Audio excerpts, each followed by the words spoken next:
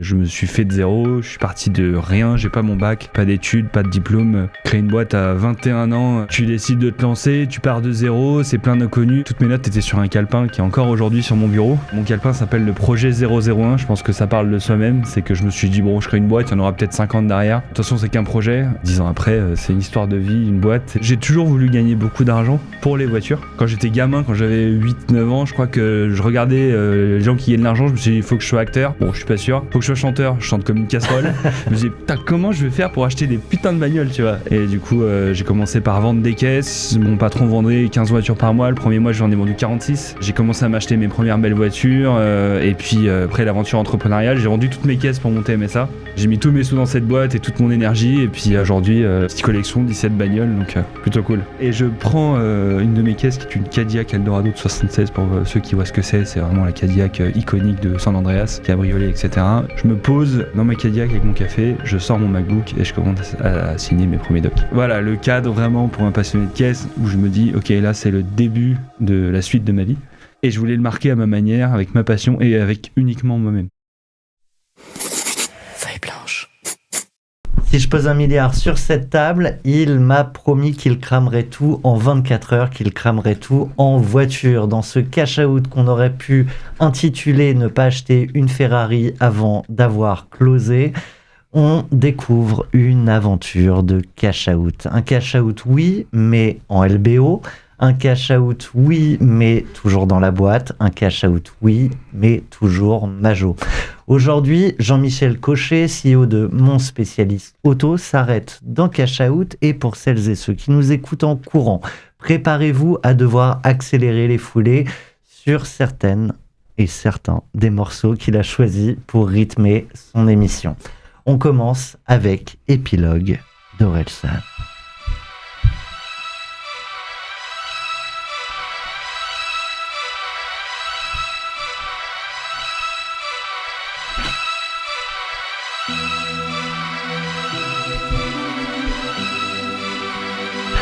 Commence tranquille. J'adore ce son.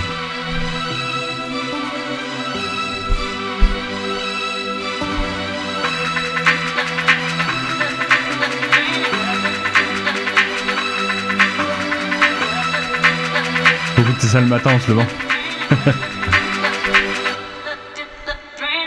Ma vie c'est trouver les mots justes, ma vie c'est trouver les solutions. J'essaie d'activer les bonus, la famille, les amis me propulsent. Je sais que j'arrive à rester focus, car derrière l'équipe est robuste. Je donnerai jusqu'au dernier globule, ma vie c'est trouver des formules.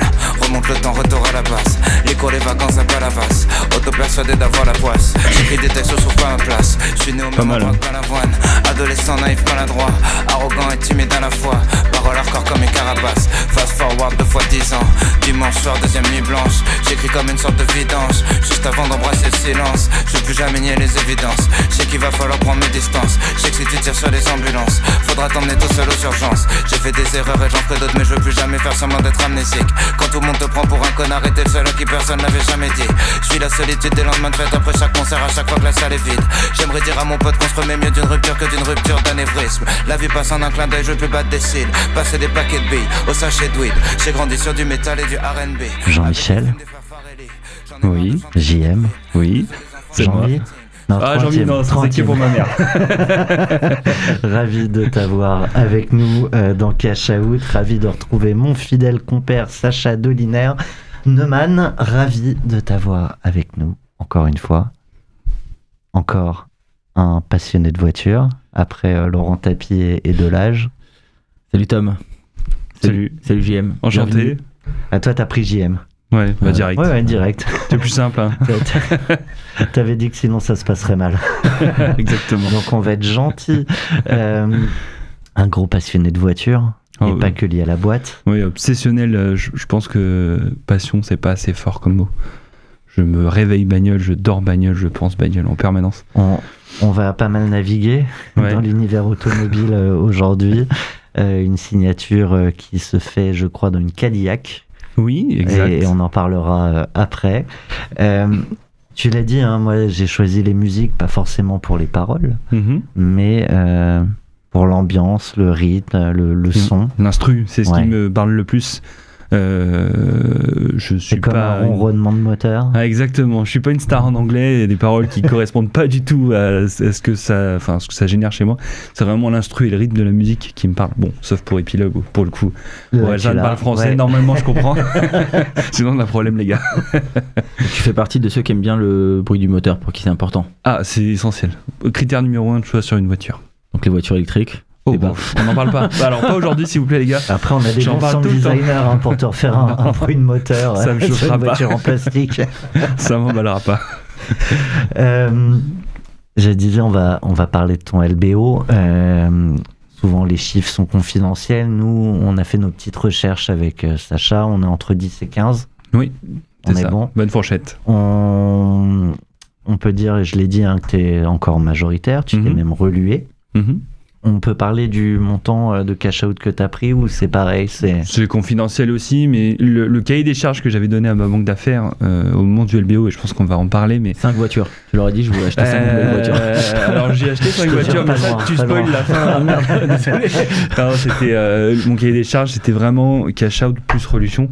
Je voulais sécuriser, mais je voulais aussi psychologiquement me reluer et me prouver que c'était possible, parce que c'est assez. C'est assez paradoxal comme opération, mais c'est possible avec un LBO. Pourquoi psychologiquement c'est important? Parce que j'aime ma boîte et que je voulais rester majo. Je voulais rester sur un LBO minoritaire, on va en parler, et je veux continuer longtemps. Donc il y a un côté psychologique où, je sais pas, je saurais même pas te dire d'ailleurs aujourd'hui, tu vois, pourquoi. Mais on a 2 heures pour comprendre. Ouais. C'est séance de psy en fait. C'est parfois pas loin. T'as compris. Parfois pas loin. On va aller tout de suite dans le dur, le jour où tu signes, le jour où tu closes. Ouais. Et pour ça, on part avec Eric Prydz, Ouais. Opus. Ouais. Ça va accélérer. Toujours le rythme. En fait, c'est crescendo. C'est de pire en pire. Moi, je découvre les musiques au fur et à mesure. Ah donc, oui, c'est de pire en pire. Ok. C'est de mieux en mieux. Et bah, Ou de mieux en mieux, tu peux le voir. j'espère que pour celles et ceux qui courent, vous n'en êtes qu'à l'échauffement. Oui. Alors, des fois, on reçoit des messages, j'ai dû courir 30 minutes de plus que prévu à cause de Ouais, l'épisode. oui, j'ai fait du fractionné. C'est peut-être de ma faute, désolé. Et ben, on va y aller tranquille avec Eric Prydz. C'est un épisode qu'on conseille pour le fractionner. C'est très crescendo. Alors, on va pas la passer en entier, mais Elle dure 9 minutes, donc Ouais. moi je veux bien, mais ils vont courir longtemps après. ce que je peux dire, comme il n'y a pas encore de paroles, Il n'y a pas de parole. c'est que tu as hésité avec une autre musique que tu as vraiment écoutée ce jour-là, Oui. que tu peux partager ou pas? Oui, si tu veux, on peut la partager. Eh ben, Ça va le dire, d'accord. Ghetto millionnaire. Parce que je me suis fait de zéro, je suis parti de rien, j'ai pas mon bac, je sais pas si on va en parler, mais pas d'études, pas de diplôme. Créé une boîte à 21 ans, alors que ma mère était très inquiète, puisqu'à l'époque j'avais trouvé un job en Suisse, j'avais le salaire suisse qui allait avec.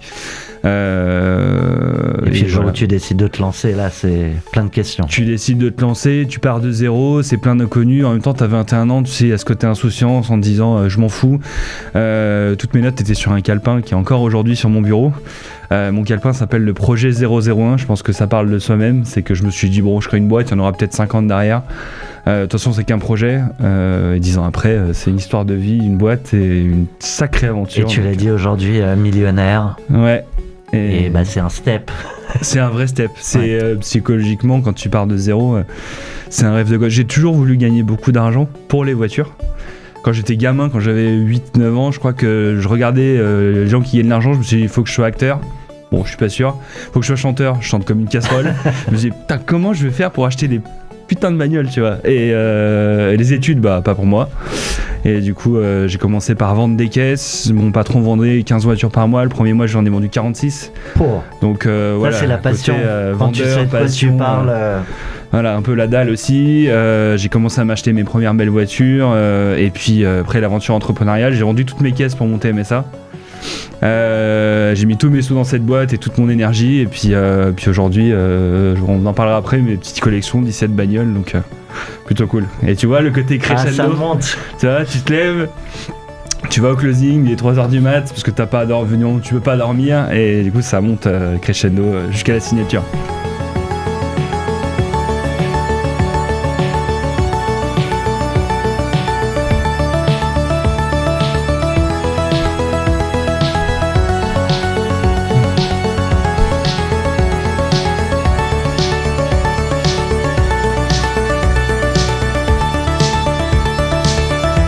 J'adore le rythme de cette chanson.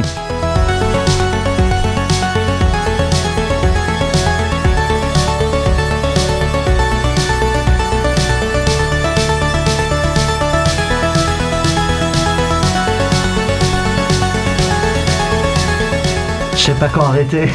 Ah, il faut la laisser partir. Alors, petit conseil, si jamais vous écoutez ça en voiture, surtout ne prenez pas l'autoroute parce que on peut perdre son permis, c'est une expérience vécue. Alors, avec cette musique. Attention. On enchaîne aussi.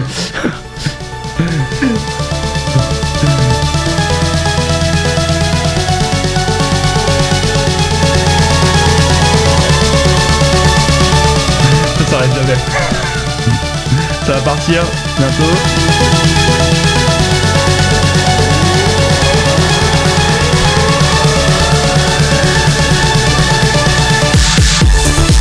C'est là.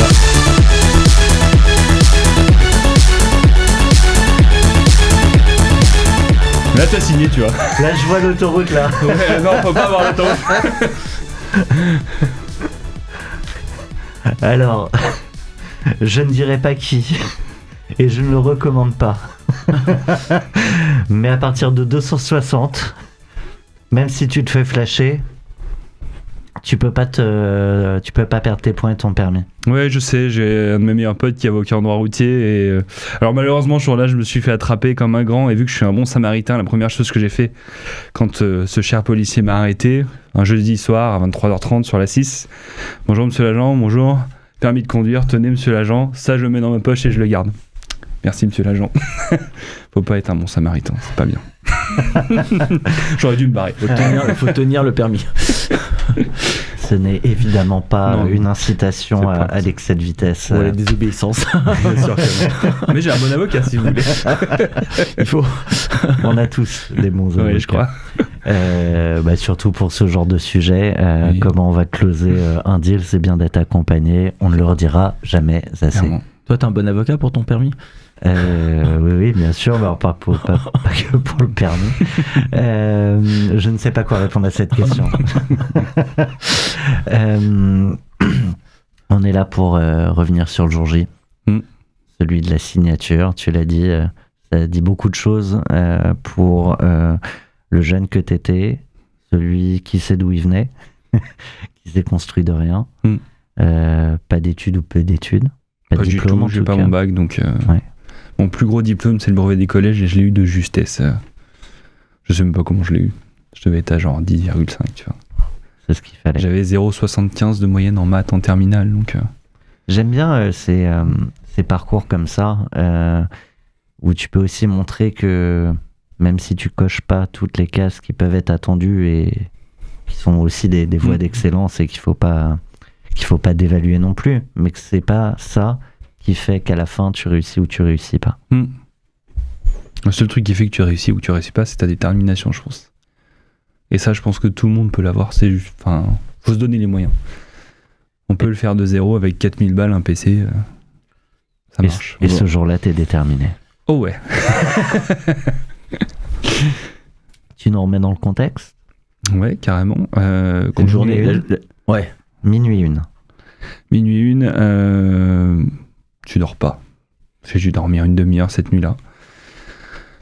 C'est un mélange de stress, d'excitation. Il n'y a pas vraiment de stress, parce qu'en fait, à minuit, tu reçois les premiers docs à signer, donc tu dis, bon, bah là, c'est bon, c'est fini, je suis au bout. Mais c'est... Dans mon cas, le LBO, ça a été un process qui a duré un peu plus de 9 mois. C'est extrêmement fatigant physiquement, émotionnellement. Même si mon banquier d'affaires m'est prévenu et que, comme tout bon entrepreneur qui a de l'ego, je dis, moi, je suis pas fatigué comme ça va. Mort. T'arrives au truc, c'est le bout du bout, on en parlera après. Ouais. Du coup, minuit 1, je reçois les premiers docs, je tourne dans mon lit comme un cafard, 2h du match, je dis vas-y c'est bon, j'arrive pas à dormir, de toute façon ça sert à rien. Et du coup je fais un truc, je me dis je vais faire un truc pour moi, à moi, qui m'appartient qu'à moi. La nuit t'as pas des tonnes de choses à faire et quand t'es passionné de bagnole, ça aide un peu aussi. À ce moment-là je n'ai plus le permis, je suis en retrait de permis donc je ne peux pas rouler avec mes voitures. Sauf dans ton garage. Voilà, exactement. D'habitude, Sans tour de garage. Mon échappatoire émotionnel, c'est d'aller faire un tour de bagnole. Là, c'est impossible. Donc, je prends ma moto, je vais rouler en 50 électrique, parce que plus de permis, donc voilà. Je vais à mon parking et en fait je prends le temps de monter dans chacune de mes voitures, de démarrer chacune des voitures, de voir mon moment pour moi avec chacune de mes caisses. T'as dit cette voiture à ce moment-là. Un peu moins à ce moment-là. Il y a eu un closing entre temps qui m'a... Mais on en parlera. Et je prends une de mes caisses qui est une Cadillac Eldorado de 76 pour ceux qui voient ce que c'est. C'est vraiment la Cadillac iconique de San Andreas, cabriolet, etc. Je monte au moins 4 où il y a un Wi-Fi. Je me pose dans ma Cadillac avec mon café, je sors mon MacBook et je commence à signer mes premiers docs. Le cadre. Donc, voilà, le cadre vraiment pour un passionné de caisse où je me dis, ok, là c'est le début de la suite de ma vie. Et je voulais le marquer à ma manière, avec ma passion et avec uniquement moi-même. C'est un moment qui était que à moi, que j'ai fait pour moi. Et ensuite, j'ai pris ma moto, je suis parti dans Paris, closing à 10h, je crois. Évidemment, il prend une pluie des enfers, je prends une drache, j'étais trempé de dingue. Et on arrive donc avec mon associé devant le cabinet d'avocat. Et en fait, il faut savoir que chez MSA, on a un petit chien qui s'appelle Joker, qui est notre mascotte, qui est le nom de la holding d'ailleurs, Joker Holding, on a été jusque-là, voilà. C'est le chien de mon associé. En fait, on arrive devant le cabinet d'avocat. Et il porte bien son nom. Porte bien son nom, exactement. Joker, qui est d'habitude très calme, très posé, qui fait jamais de bêtises, il lève la patte et il pisse sur la porte vitrée du cabinet d'avocat. Mais il pisse pas une seconde, tu vois, pour marquer son territoire, il pisse pendant 1 minute. Il a jamais fait ça. C'est en gênant, regardant la personne à l'accueil dans les yeux. Voilà. Et la personne à l'accueil, du coup, elle sort, on se fait démarrer de dingue. Ouais, c'est n'importe quoi, vous savez où vous êtes, c'est un cabinet d'avocat. On a des clients, machin, vous êtes dégueulasse. Oui, bonjour madame, je suis vraiment navré. C'est un chien, je peux pas l'empêcher, je peux pas faire grand chose, quoi. Et c'est notre client. Et du coup, on rentre dans le cabinet avec le chien. Mais qu'est-ce que vous faites ? Bonjour, on a rendez-vous avec maître Lafarge. On a rendez-vous pour un closing. Oh, je suis navré, monsieur, de vous avoir parlé comme ça. C'est pas grave, madame, vous aviez raison de nous engueuler. Mais c'est pas de notre faute, le chien on ne maîtrise pas, c'est un animal. Et ouais, c'était un moment assez cocasse. Et ils ont jamais vu de chien en closing. Il était avec nous pendant tout le long. Évidemment, il a retourné à la salle de réunion, il courait partout, il faisait la fête. Et au moins, il avait déjà pissé à l'extérieur. Mais il avait déjà pissé à l'extérieur. Donc, et en fait, t'étais tranquille pendant au moins un certain temps. Et en fait, quand tu fais un LBO. Et t'arrives dans la salle, tu vois la moquette, tu dis attention. C'est exactement ce que ça dit. Et en fait, quand tu fais un LBO, tu dois donner un nom au projet. Tu peux pas l'appeler le nom de la boîte, tu peux pas dire que c'est mon spécialiste auto MSA parce que ça doit pas fuiter, c'est très confidentiel. Ça le devient beaucoup moins avec le temps, mais ça on en reparlera. Mais tu dois donner un nom, et nous on avait décidé de l'appeler le projet Joker. Et en fait, quand les avocats ont rédigé la doc, ils ont compris que c'était le nom de la holding. Et du coup, ils l'ont appelé Joker Holding. Et quand on a reçu les docs, ça nous a tellement fait marrer. Allez, go, on garde. Voilà. Et du coup, on a vraiment une holding qui s'appelle Joker Holding. C'est le nom du petit chien. Il en a sur les épaules, ce petit chien. J'imagine même pas. On est dans la salle, il y a les avocats.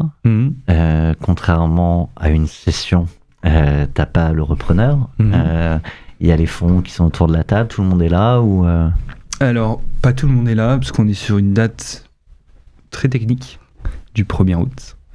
Il faut savoir que à partir du 20 juillet, en gros du 20-25 juillet jusqu'à fin août, que ce soit dans les cabinets d'avocats, les banques d'affaires, les fonds, il n'y a plus personne. Tout le monde est abonné absent, tout le monde est en vacances. C'est la trêve estivale, je crois. Et du coup, on a une partie des fonds qui ne peut pas être là, qui est à distance, une partie des avocats qui ne peut pas être là, et mon avocat, moi, doit prendre l'avion à 16h. Donc, faut que ça aille vite. Faut que ça aille vite. On a le closing à 10h. 6h pour signer des papiers. A priori, avec une signature électronique, ça devrait aller. Ouais, alors il devait quand même repasser chez lui, faire sa valise. Du coup, on lui a dit de négocier avec sa femme pour qu'elle la fasse à sa place. Parce que j'aime bien et aller prendre l'avion aussi, accessoirement, tu vois. L'expérience, c'est toujours bien quand les avocats ont des deadlines serrés. Ouais, ah bah là, je te confirme que c'est vrai. Mais il voulait rester avec nous jusqu'au bout, et c'était assez cool. Mais du coup, t'arrives dans la salle, donc il y a tout un... C'est un peu théâtral, t'as tout un process, tu relis un peu les docs, machin. Tu fais la signature, et du coup... Il y a une partie de cash out. Et en fait, mon associé regarde son compte. C'est bon, j'ai reçu mon virement. Du coup, ils ouvrent la bouteille de champagne. Et moi, je me connecte. Pas toi. Moi, je me connecte au compte de la boîte. Je vois que la boîte est à découvert. Parce qu'en fait, tu décaisses l'entièreté des prêts et tu réencaisses les sous. Et je vois que moi, j'ai rien reçu. Du coup, je dis, attendez, là, c'est moins funky. Je suis pas sûr que ça me fasse beaucoup rire, l'histoire. Reboucher la bouteille. Et en fait, non, c'est un bug de la banque dont je ne citerai pas le nom, qui s'est réglé dans l'heure, hein, mais sur le moment, je t'avoue que le moment est... Enfin, ça te casse un peu le délire. Et tu vois une autre ligne qui arrive, c'est les agios. Ouais, non, mais vraiment, tu te dis, putain, ça y est, ils m'ont planté la boîte. J'ai signé des trucs, je sais pas ce qu'ils ont fait. Mais bon, ça a été un petit problème informatique de temps en temps sur des virements de ce type de montant-là. Même si c'est la banque qui initie les virements, il y a des sécurités, ils doivent faire des contrôles, et donc on est tombé dans ce cas-là. Donc il y a une petite heure où je t'avoue que j'ai déjà pris avec les fonds, j'étais moins souriant que pendant le process. Parce que pendant le déj, c'est pas encore réglé. Non, je te dis 1 heure, mais en fait ça a duré peut-être 2-3 heures. J'ai reçu le virement, je vais en parler après, mais j'ai reçu le virement quand j'ai passé la porte de la boutique de montre, je suis allé m'acheter une montre et une voiture, on en reparlera. J'ai passé la boutique, j'ai regardé mon compte, le virement était arrivé sur mon compte. Sinon, tu serais ressorti de la boutique, quoi. Non, j'ai appelé mon banquier, je lui ai dit, écoute, là, c'est la même banque, tu te débrouilles. Mais moi, c'est mon jour, je me fais mon kiff et je veux pouvoir acheter. J'aime bien, t'avais préparé ton jour. Ah oui, pour moi, c'était cérémonial, tu vois. C'est la montre que t'as au poignet aujourd'hui. C'est la montre que j'ai au poignet aujourd'hui, oui. Tu dis que t'as réussi avant 50 ans, t'as pas raté ta vie. Alors j'en ai d'autres, mais du coup, oui. J'ai acheté la première. C'est là que tu vois l'évolution de la vie qui est quand même hyper rapide, hyper dingue. C'est que j'en ai acheté une pour mes 30 ans.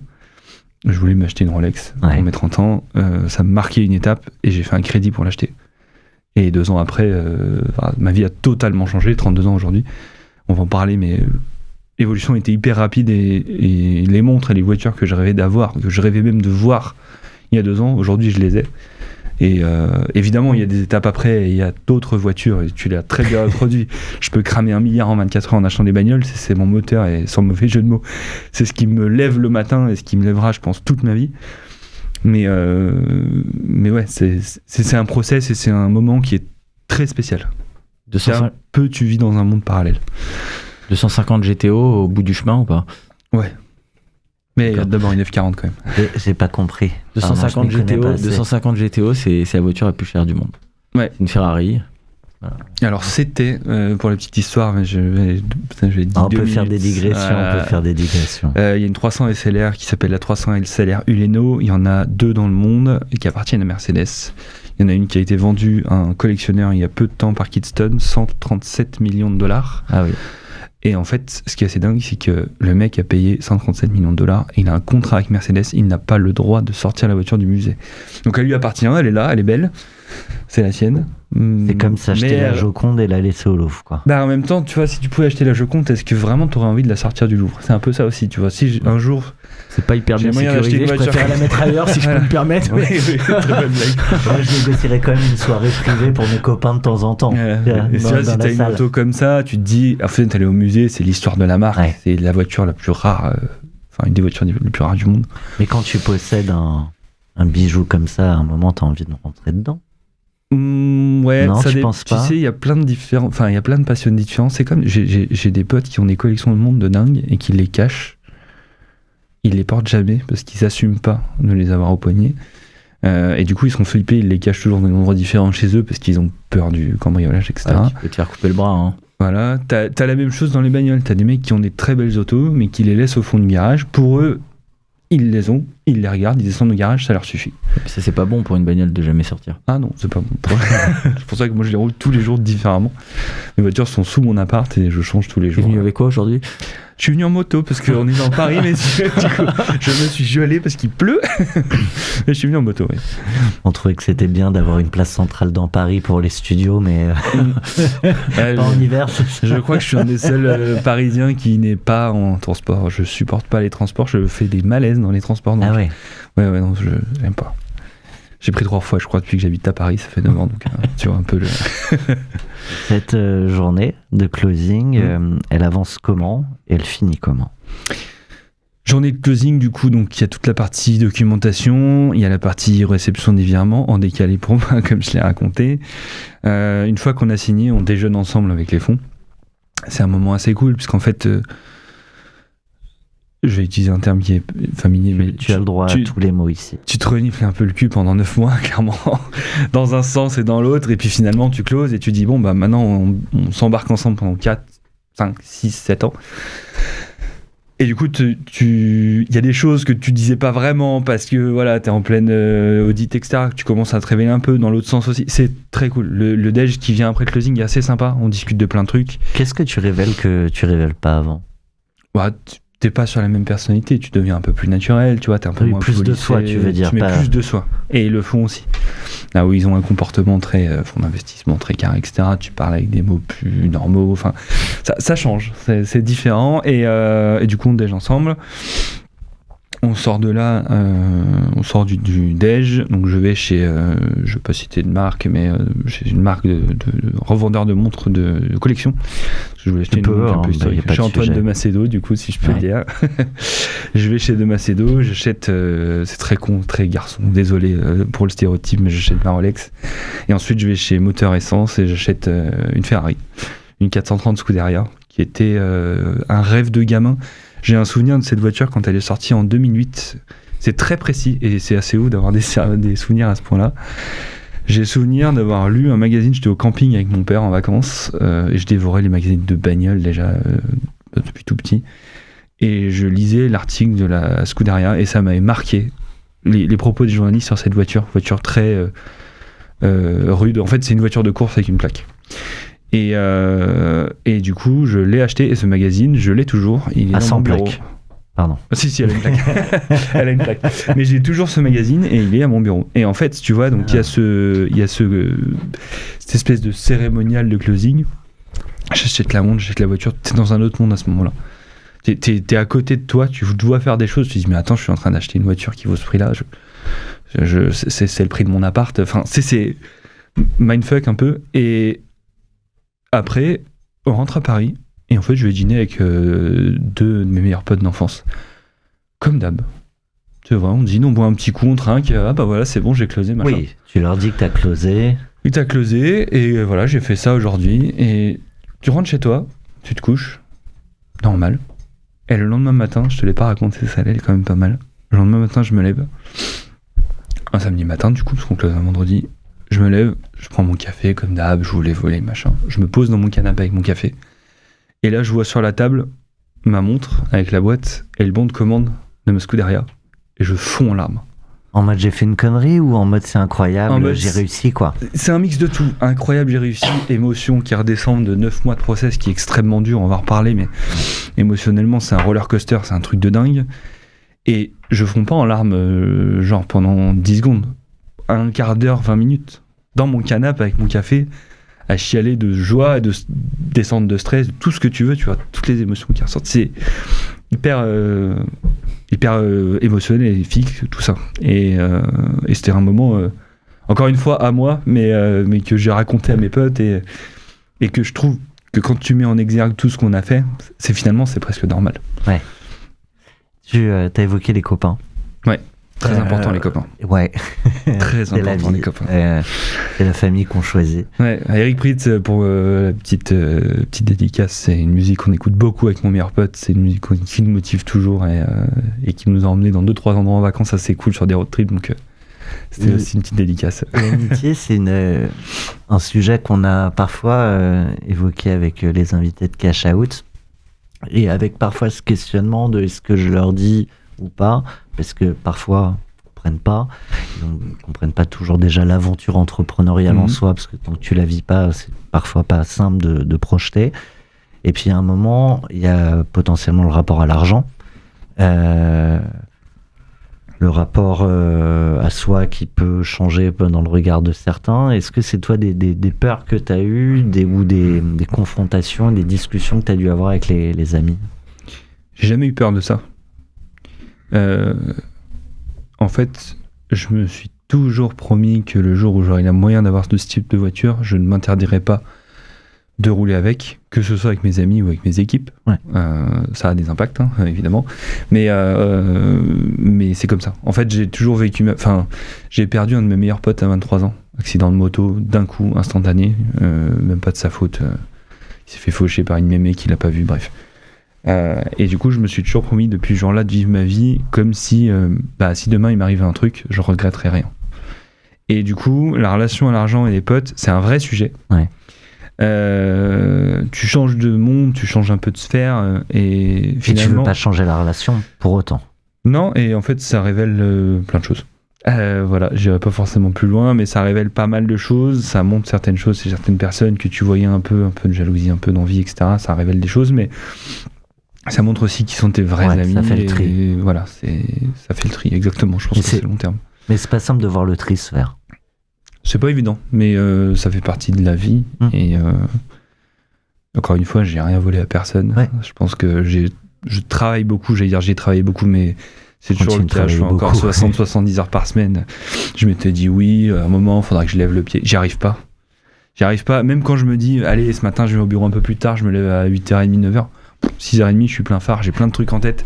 Du coup, je saute dans ma bagnole, je vais au bureau. J'y arrive pas. J'aime bien parce que même dans la manière de parler de la vie, tout est auto. Tout est auto. Ah bah oui, il y a toujours une voiture au milieu. Je mets le pied sur la pédale, je suis plein phare. Tu vois, sur ce qui est quand même assez... C'est mon support émotionnel quand ça va pas ou quand j'ai des moments durs, au-delà des amis, c'est les voitures. Et du coup, quand vraiment j'ai besoin d'un moment pour moi et que ça va pas, je vais faire un tour de voiture.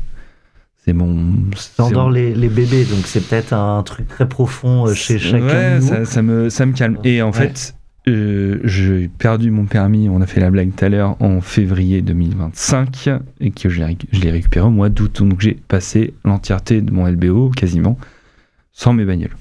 Alors je dis pas que j'ai pas craqué 2-3 fois, à 3h du mat, je peux aller faire un tour de voiture dans Paris. Donc ça tu l'as pas dit, on n'a pas entendu, et personne ne l'a entendu. J'ai récupéré mon permis, la prescription. Donc t'as repassé ton permis pendant ton LBO ? Non, c'était juste une suspension. D'accord. J'ai pas fait une grosse bêtise, mais j'ai pris une bonne... ils m'ont pas loupé. D'accord. Et c'était juste une suspension, c'était un excès de vitesse qui était pas si énorme que ça, et du coup j'ai juste été suspendu 6 mois. T'es pardonné. Donc voilà. Pour comprendre ce qui a permis de créer de la valeur, faut comprendre les débuts de la boîte. Et ce que vous avez cranté au fil des ans. On va faire un peu rapide là-dessus. Ça devait en rester à 180 km/h sur cette partie-là. Pas non plus d'excès de vitesse. Attention, j'ai perdu mon permis à 180 du coup. 180, c'est excès de vitesse, Thomas. Oui, je suis au courant. Je suis pas sûr que tu connaisses bien le code de la route. 180, c'est juste suspension. T'as eu le permis récemment ou...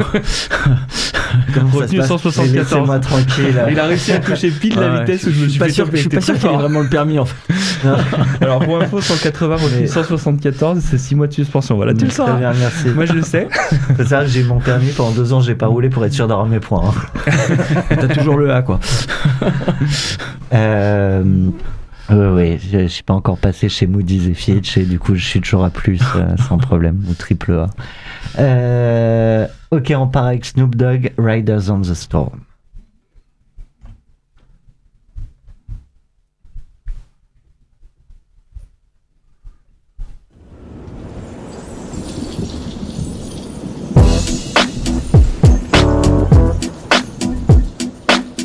Je connais pas cette version. Ouais, elle a un rapport avec les bagnoles, sans surprise. Il y a qu'à voir la cover.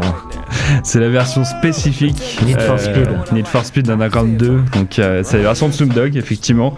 Mais techniquement, c'est les Doors. Et là, t'as un mix des deux que je trouve sublime. Cette musique m'a bercé tout le temps, depuis que je suis gamin. Et Cavalier dans la tempête, je trouve que ça résume bien la vie d'un entrepreneur finalement sur 10 ans. T'en prends des tempêtes, hein. Voilà. Ouais. Et pourtant j'ai dit que j'écoutais pas les paroles. Mais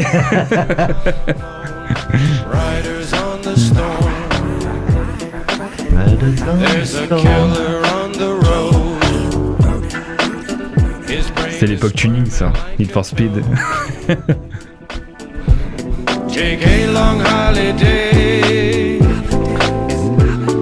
Le film ? Non, le jeu. Ah. Côté gamer aussi quand même. C'est quand même le point commun de beaucoup des entrepreneurs qu'on reçoit. Hein. Ah ouais ? Ouais. Ça fait partie des vices des entrepreneurs.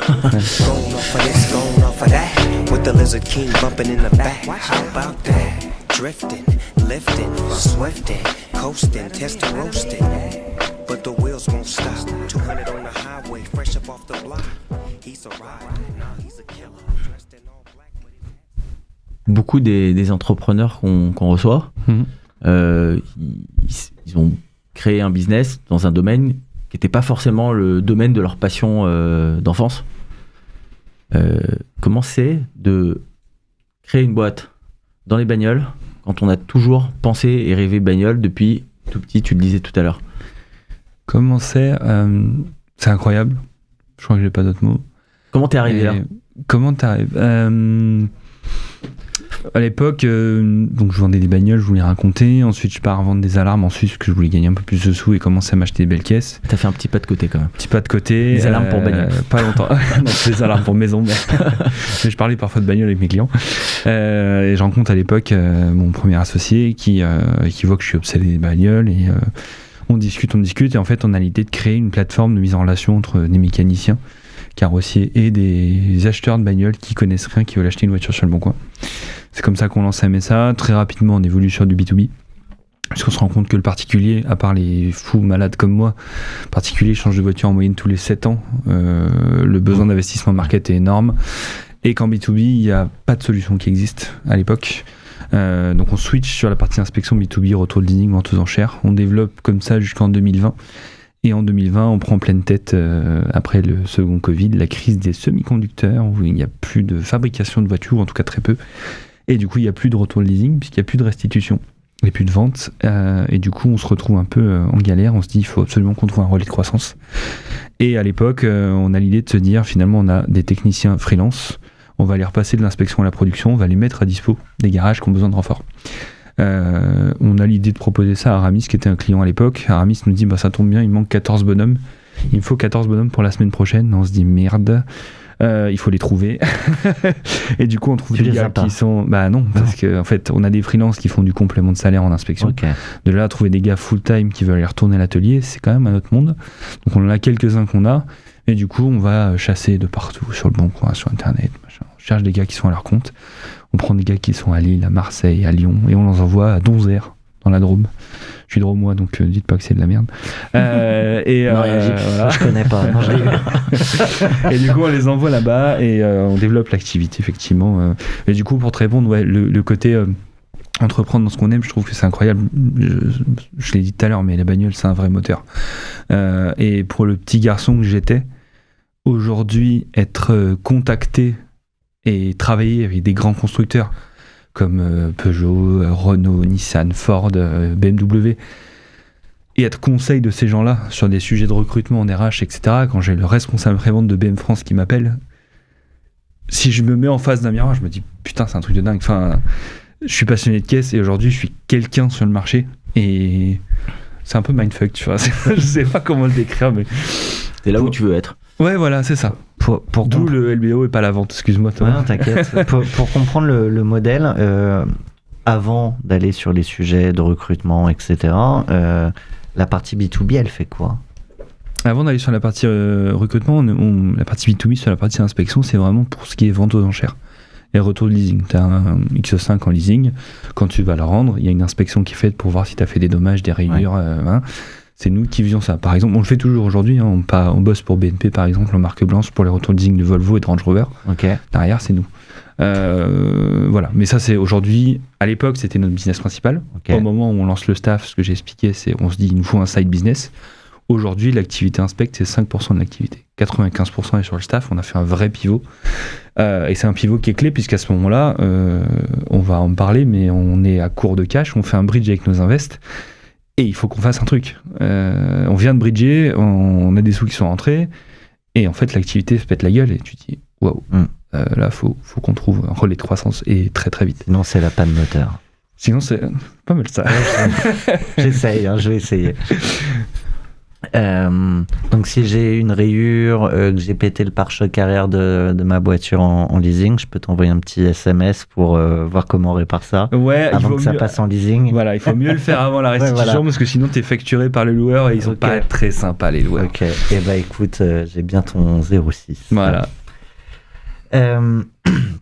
J'accélère donc volontairement pour parler de ce qui va commencer à amorcer cette réflexion autour du LBO, et nous allons partir en 2023. Tu vas racheter les parts de ton associé, puis il va se passer tout ce qui va se passer dont on va parler, et pour cet épisode on part avec Queen, Bohemian Rhapsody.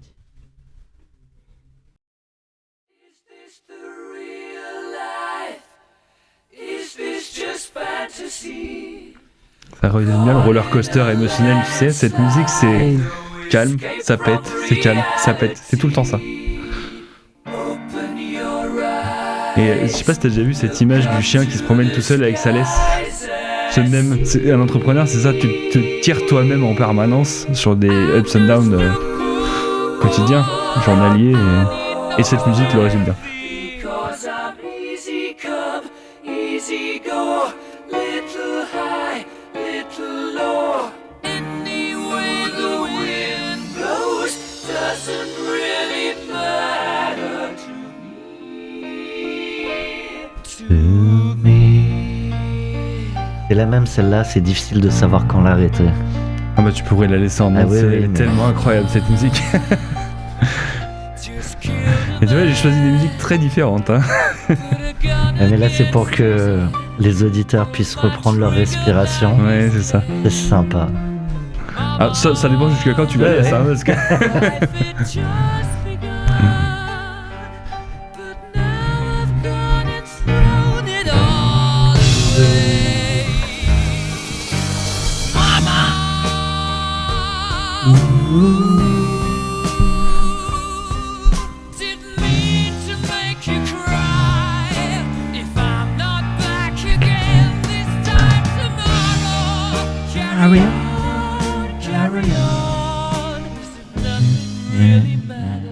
On va regarder encore un peu.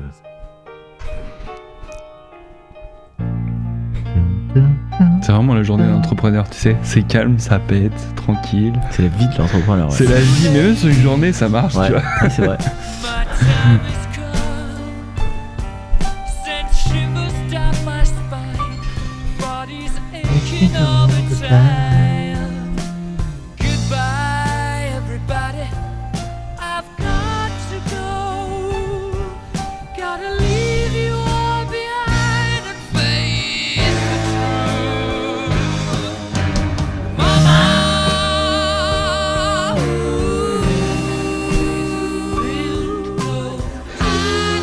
Crame cette musique.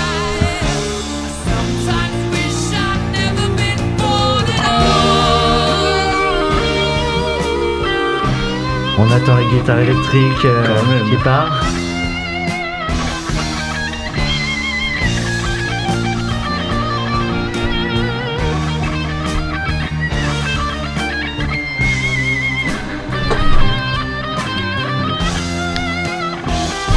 Brian May.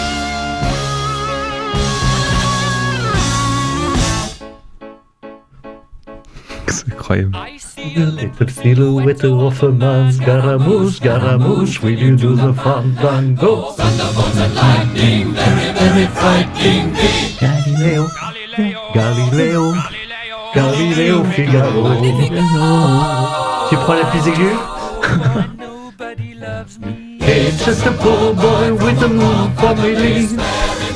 Je suis sûr qu'il triche, il a les paroles en fait. Bien sûr. Nous on est là, on essaye de chanter. Je t'approuve. Il adore le karaoké. Still love. Let me go. Still love. Let me go. Still love.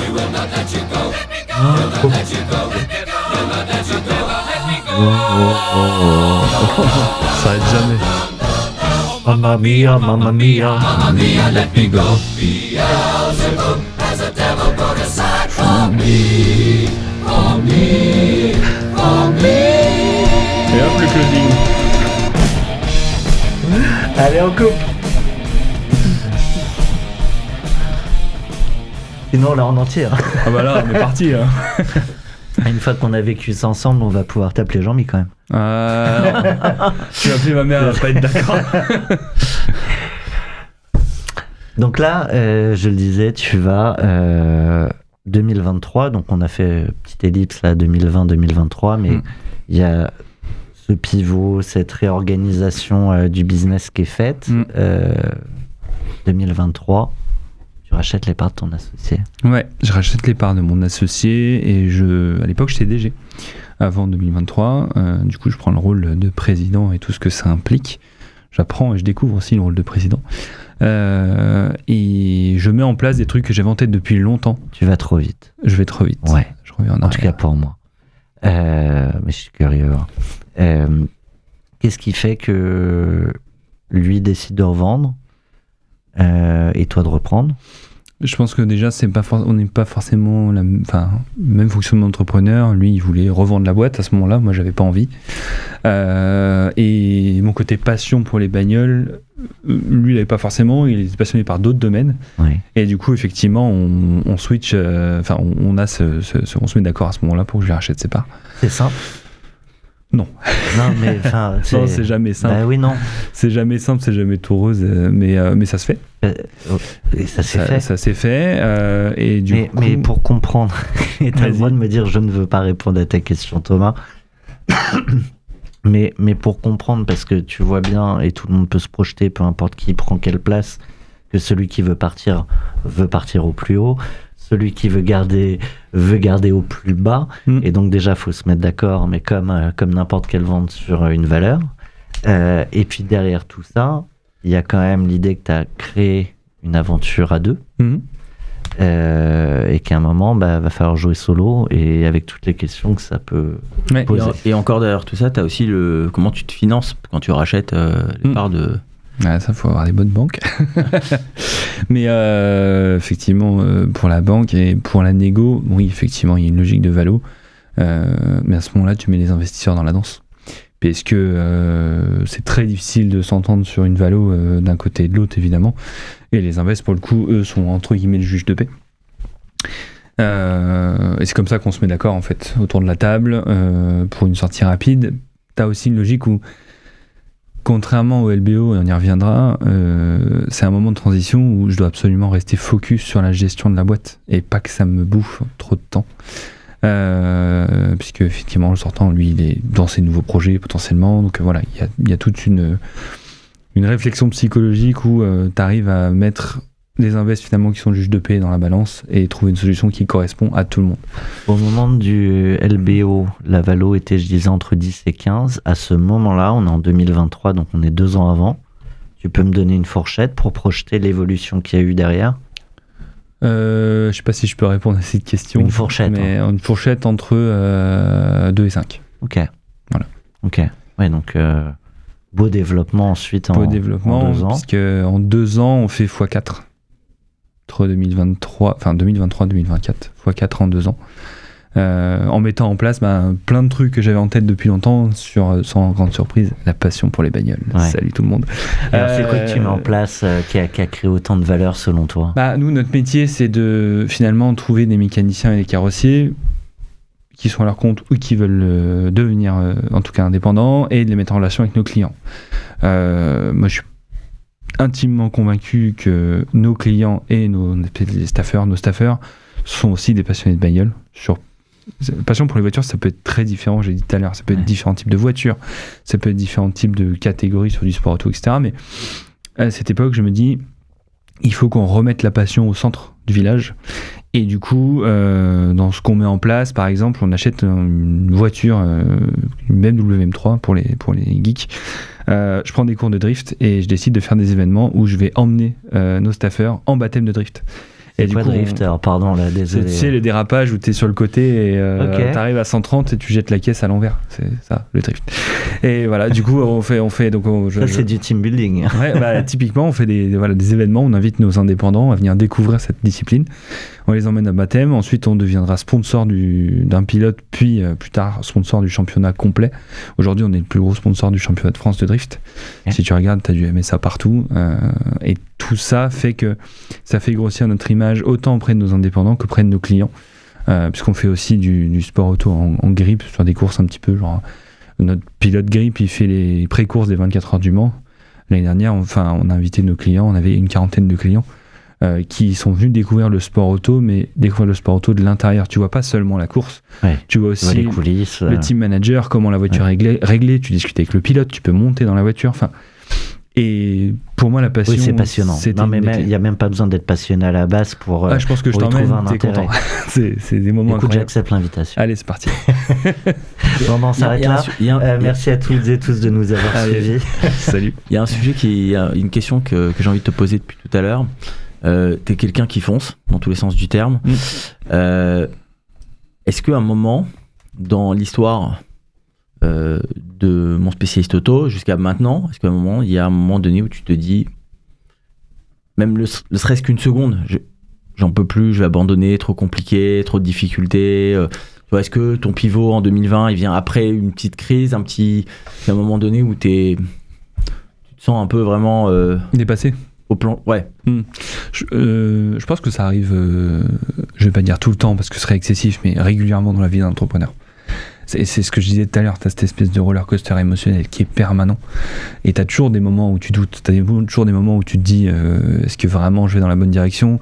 T'as ce fameux syndrome de l'imposteur où je crois que je connais pas un entrepreneur qui l'a pas. Et que t'as encore aujourd'hui, on en parlait tout à l'heure. Que j'ai encore aujourd'hui, j'ai un coach mental, il y a 108 milliards, on en parlait. Enfin, il y a toujours des moments où tu te dis est-ce que c'est pas trop gros pour moi? Est-ce que je suis vraiment la bonne personne? Est-ce que je suis vraiment à ma place? Je suis un mec qui a pas fait d'études, je devrais pas être là. Enfin, toujours.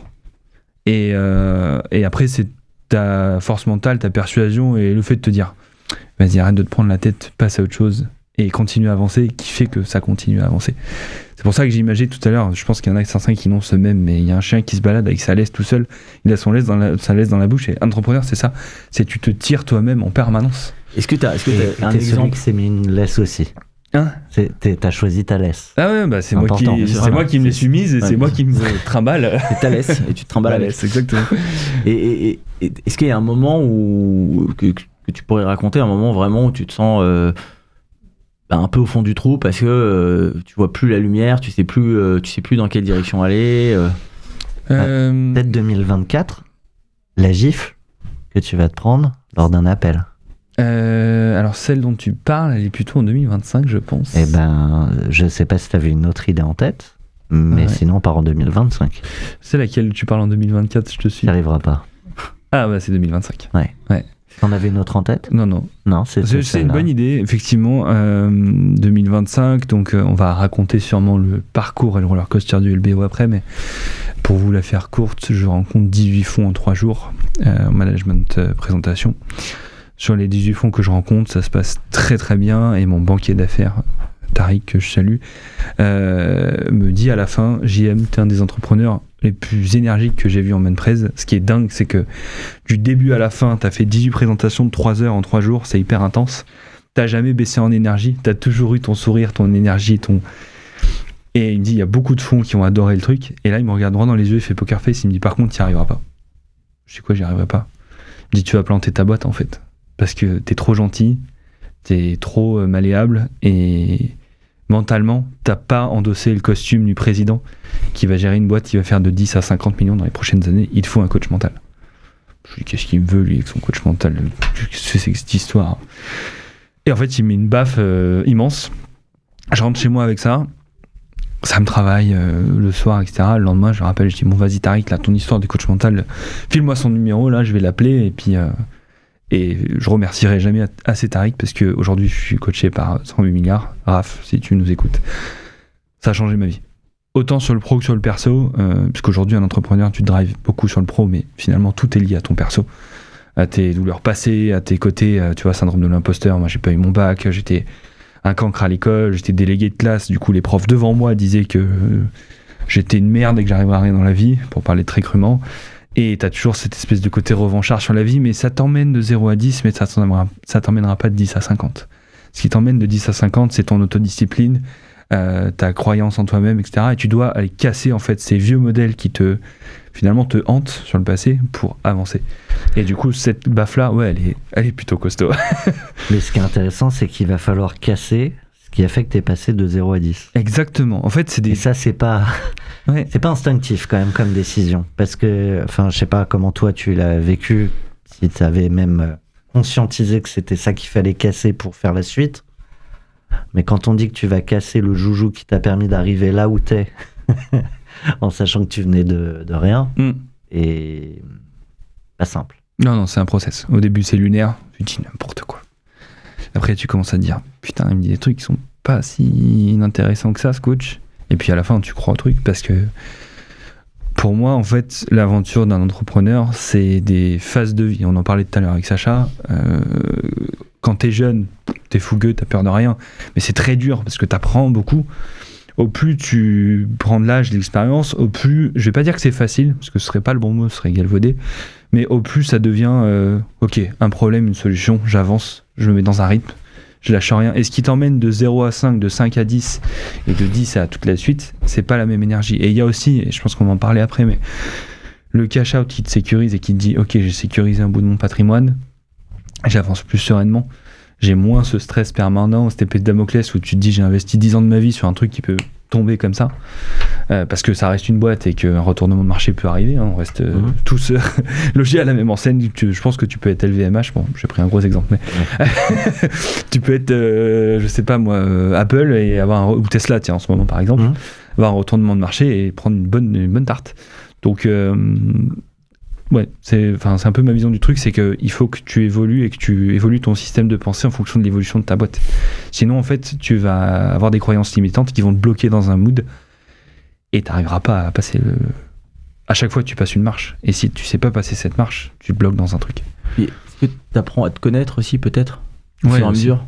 Parce que quand tu démarres et que tu es jeune, effectivement, peut-être que tu fonces sans forcément regarder qui tu es, ce que tu veux. Bah, t'as l'insouciance au début. Tu regardes pas dans le rétro. Quand j'ai lancé la boîte à 23 ans, c'est pas mal. Quand j'ai lancé la boîte à 22, 23 ans, je me disais ça y est, dans 2 ans, je suis multimillionnaire, j'achète des Aston à mes potes. Enfin, Et t'as non, 22 piges, tu vois, tu sais pas ce que c'est la vie. Et en fait, non, la vie est différente. Déjà, tu n'achètes Ça pas prend un l'Aston peu à tes plus de potes, temps, tu ouais. motives tes potes pour qu'ils bossent et qu'ils achètent leur Aston, c'est un peu différent. Mais ouais, non, et ça se fait rarement en 2 ans. ça se fait rarement en 2 ans. Mais au début, tu comprends pas. Et en fait, quand tu regardes, enfin, si je regarde en arrière sur 10 ans, je me dis que ça a été finalement hyper court, hyper intense, hyper intéressant. Et j'ai hâte des 10 prochaines années. C'est trop bien. Jamais de la vie je redeviendrai salarié. Tu peux pas revenir en arrière. Je reviens sur les 18 fonds que tu as rencontrés. Il y en a certains, tu les nommes pas, hein, mais si tu veux, mais où tu dis en fait, no way. Ah ouais. Je vais pas les nommer, je te Non. confirme. Mais je veux bien qu'on comprenne ce qui fait la décision ou dans le moment d'échange où tu te dis ça c'est red flag pour moi. En fait, dans un LBO, mais je pense que c'est vrai aussi dans une vente, mais tu vas embarquer pendant 4 à 6, 7 ans, dans les pires cas, avec des gens qui vont devenir tes associés. Si tu embarques avec les mauvaises personnes, que t'as pas le fit humain, que tu t'entends pas, que t'as pas le même mindset, la même énergie, c'est l'enfer. Et dans les fonds ou dans les 18 que j'ai rencontrés, il y en a un où Pax m'avait prévenu, ma banque d'affaires m'avait prévenu, mais il dit celui-là, il est mou, vraiment mou.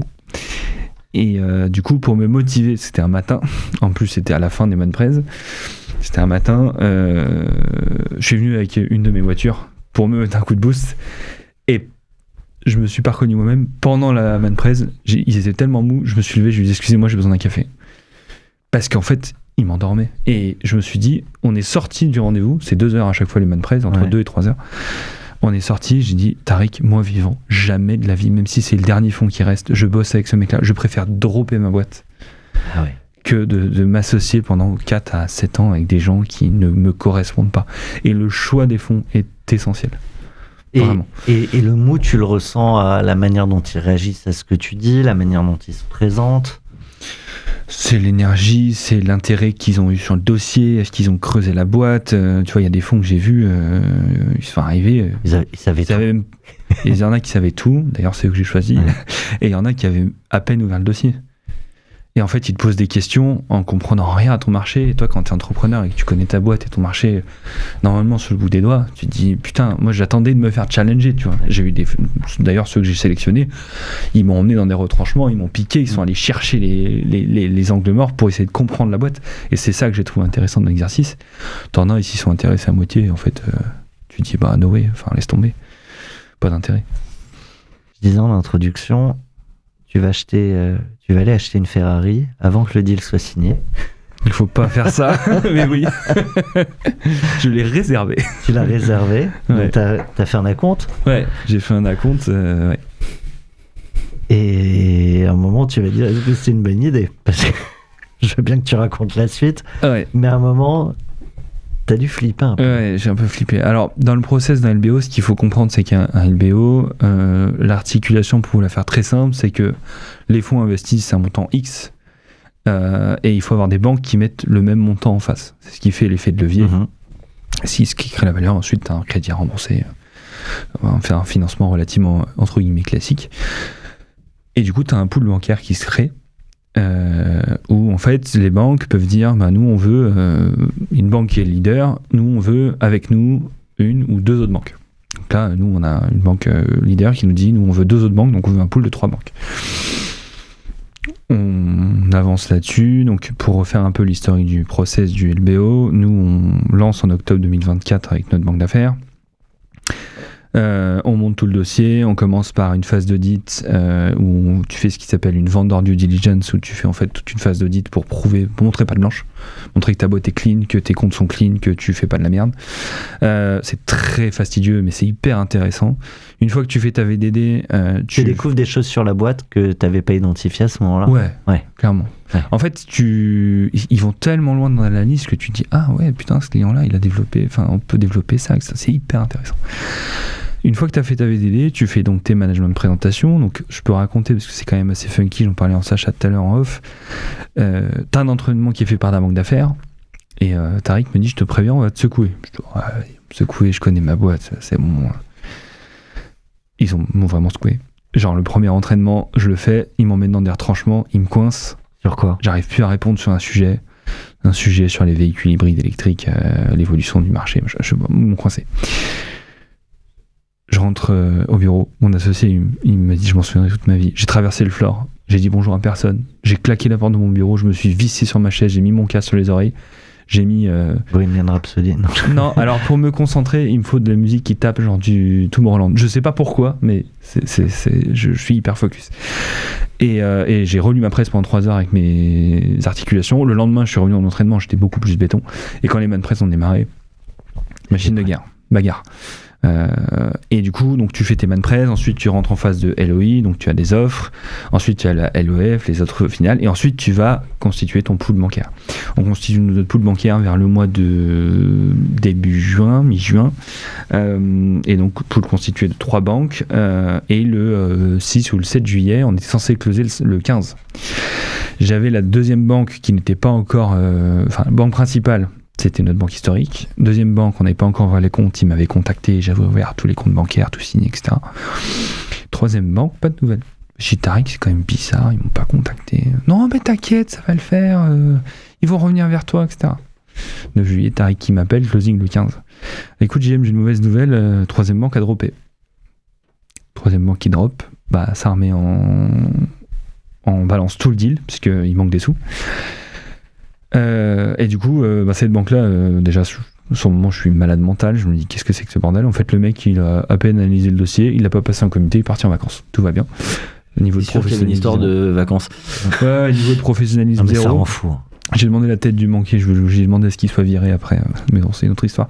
Et du coup, il se passe ce truc-là, et du coup, la décision est prise avec nos investisseurs historiques de faire un prêt vendeur. Donc aujourd'hui, j'ai encore une partie de mon cash out qui est dans MSA, puisqu'on est en train de clôturer la troisième banque, là, une nouvelle en ce moment même. Explique le prêt vendeur en 2 mots. Le prêt vendeur, très simplement, tu as un montant de cash out qui est défini, tu touches un peu moins, il y a une partie des sous qui reste dans la boîte.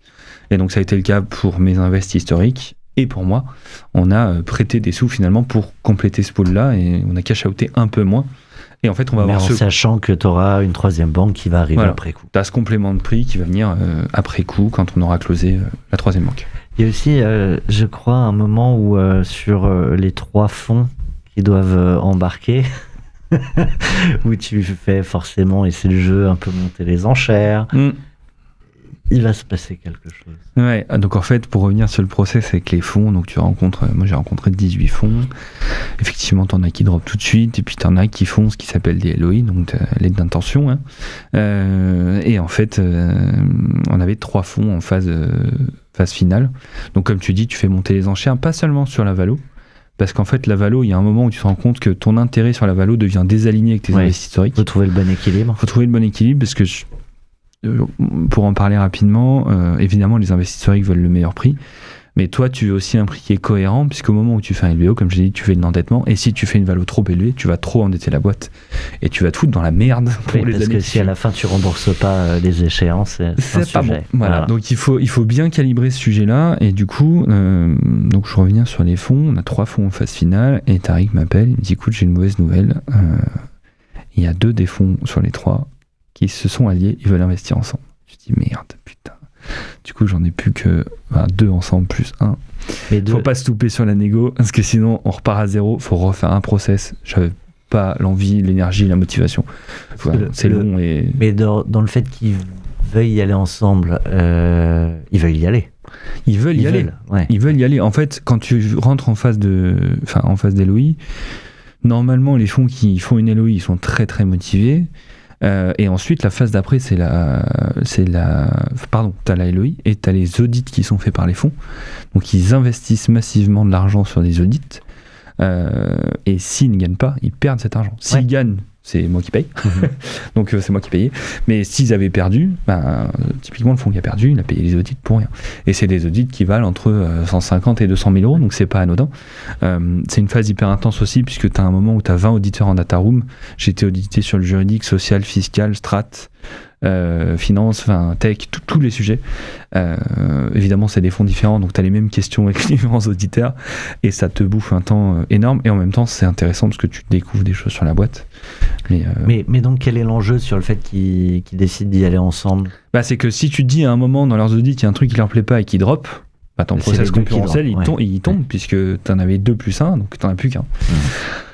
Donc tu as quand même un risque assez costaud, et encore une fois, c'est un process qui est hyper énergivore, et au-delà de ça, en tant que président, ça me défocus. Alors, si on voit les choses d'un prisme, ça me focus sur mon vrai rôle, qui est finalement de gérer la boîte et la strat de la boîte, parce qu'un LBO, c'est clairement de la strat, et en même temps, ça me défocus de mes tâches initiales, où typiquement, chez MSA, je gérais principalement le commerce.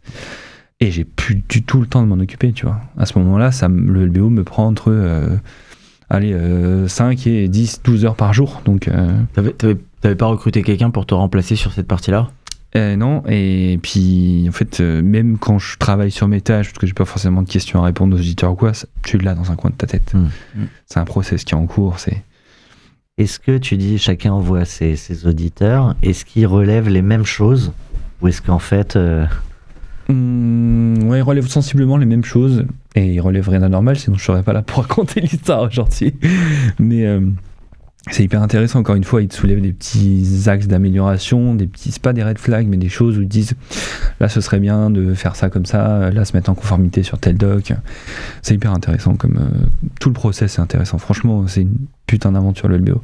Sur quelle clause tu vas devoir te bagarrer ? Si je suis honnête avec toi, je saurais même pas répondre à tes questions. Pourquoi ? Parce que c'est un process qui dure 9 mois. Tu passes 9 mois de bagarrer, non-stop. Tu closes, tu pars en vacances parce que t'es sur les genoux. Et pourtant, mon banquier d'affaires m'avait prévenu. Je lui ai dit, ouais, je serais pas fatigué, machin. Par terre. Je pars en vacances. Et en fait, tu rentres de vacances et t'as oublié tout ce que t'as signé. Et tu te dis, putain, faut que je relise le pacte et tout. Je me rappelle plus ce qu'on a signé. C'est un truc de dingue, en fait. Mais c'est vraiment ce qui s'est passé. Je pense que c'est récent aussi. Ça va remonter au fur et à mesure, peut-être. Normalement, un pacte, quand tu le signes, normalement, si tu le réouvres, c'est qu'il y a un problème. Ouais, donc c'est pas tout de suite, en général. Voilà. J'espère ne pas le rouvrir, je t'avoue, ça m'arrangerait bien. Mais je te propose de réfléchir à tout ça pendant cette musique qui va nous amener pendant les vacances après le deal. Ouais. Le deal est signé, tu pars en vacances. On envoie avec justice Genesis.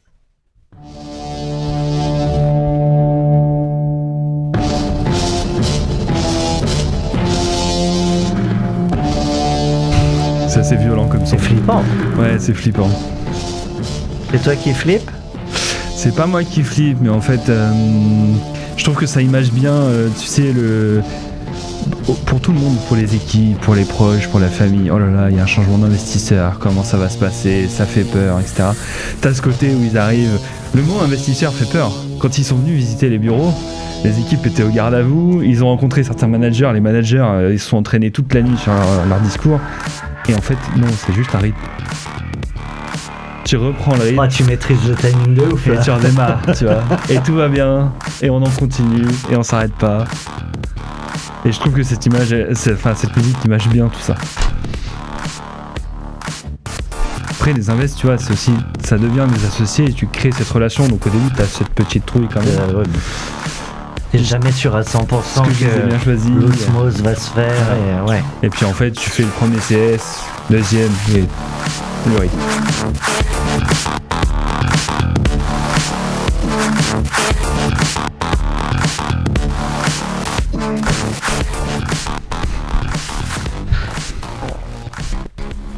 Je voudrais revenir sur ces vacances parce que tu l'as rapidement évoqué tout à l'heure, mais ces 9 mois, ils vont te mettre sur les rotules. Ouais, chaos technique. En fait, tu sors du closing, je fais donc l'achat de la montre, la Ferrari, etc. Les Ferrari du coup. Vendredi, donc je passe le week-end à peu près normalement. Le lundi, je vais au bureau, incapable de lire un mail. Je prends un mail, je l'ouvre, je le relis 2 fois, 3 fois, 4 fois. À chaque fois, j'oublie ce qu'il y a au début. Je me dis putain, c'est pas possible, mon cerveau il a bugué, c'est pas possible. Je fais ma semaine au bureau. Je partais en vacances en fait le vendredi suivant. Je fais ma semaine au bureau. Tant bien que mal, j'arrive à bosser 2-3 heures par jour, mais très difficile de se focus sur des sujets où en fait t'as passé 9 mois finalement dans un autre monde complet, à côté de ta boîte, sur des sujets de la boîte, mais du coup pas les sujets du quotidien. Et du coup t'as pris 9 mois entre guillemets de retard. T'es plus dans le même train. Il faut remettre les wagons au même endroit. T'as vu, je parlais de train, pas de bagnole. J'aurais pu prendre un camion porte 8. C'est ça annonce un gros pivot pour l'entreprise. C'est pas possible, le ferroviaire. On fait déjà de la moto, du bus et du poids lourd, pourquoi pas les trains. Et du coup t'as cette phase-là, du coup tu pars en vacances, tu te dis bon là c'est le moment de se reposer. Je fais une semaine en famille, et en fait du coup t'as tellement tiré que ton corps il tient. Et au moment où tu pars en vacances et que tu dis c'est bon, tu relâches, malade. Double titre infecté, 3 séjours aller aux urgences, enfin, l'enfer. Et je dois partir après ça en Grèce avec mon meilleur pote. Et le matin, avant de prendre mon vol, je vais chez SOS médecin parce que j'ai les oreilles complètement bouchées. Je vais le voir, je dis ouais, est-ce que je risque de me percer le tympan et tout dans l'avion ? Ouais, mais c'est pas grave. Ok. Du coup, il te dit ouais, mais allez-y ou... Il me dit ouais, allez-y, je vous file des calmants et puis je vous donne un exercice à faire. En fait, tu mâches dans le vide comme si t'avais un chewing-gum pour pas que tes oreilles se bouchent. Et du coup, j'y vais. Mon meilleur pote, j'arrive, il se tape des bars des enfers parce qu'on discute. On était posé à un bar d'hôtel.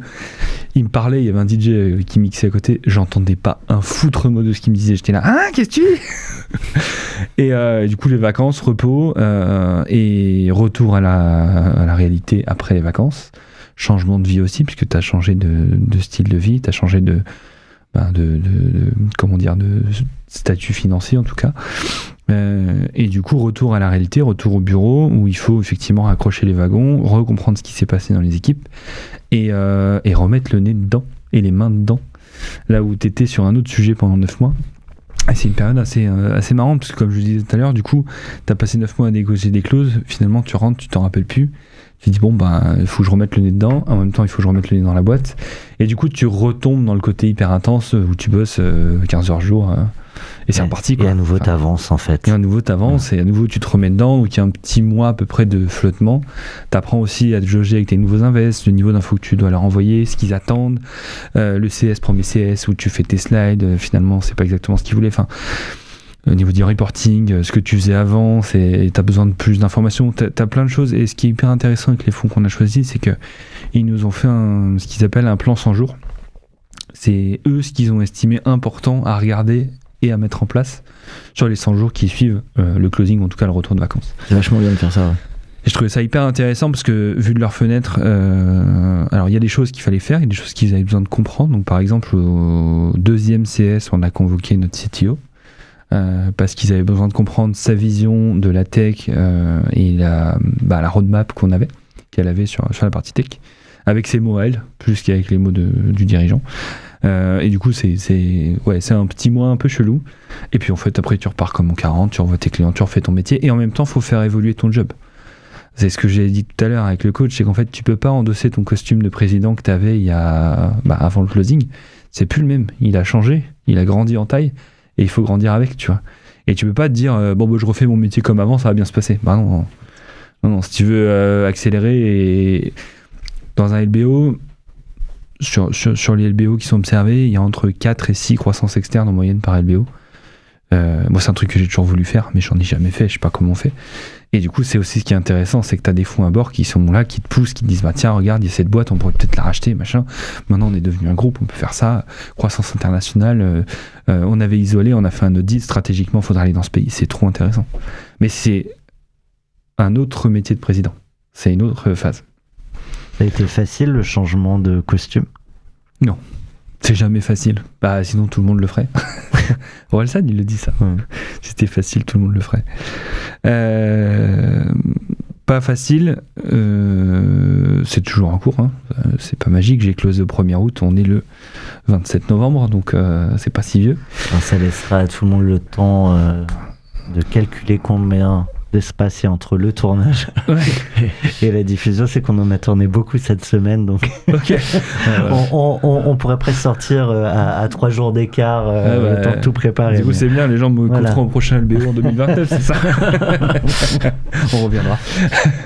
Mais ouais, ça prend un peu de temps, mais c'est hyper intéressant, hyper enrichissant. Et encore une fois, si t'es bien accompagné. Si on sort l'épisode dans 1 an, qu'est-ce qu'on peut annoncer? Si on sort l'épisode Petit dans un an. exercice de projection. Alors j'aurais très certainement acheté des voitures, pardon. On sait qu'on va parler de rachat Ça, de on en boîte, était sûr. Ah non, ouais, dans un an, j'espère qu'on aura mis sur pied effectivement. On voudrait développer en premier Belgique, Suisse, Luxembourg. Donc ça, c'est pour 2026. On veut travailler aussi sur les autres verticales, puisqu'aujourd'hui on travaille principalement sur l'automobile.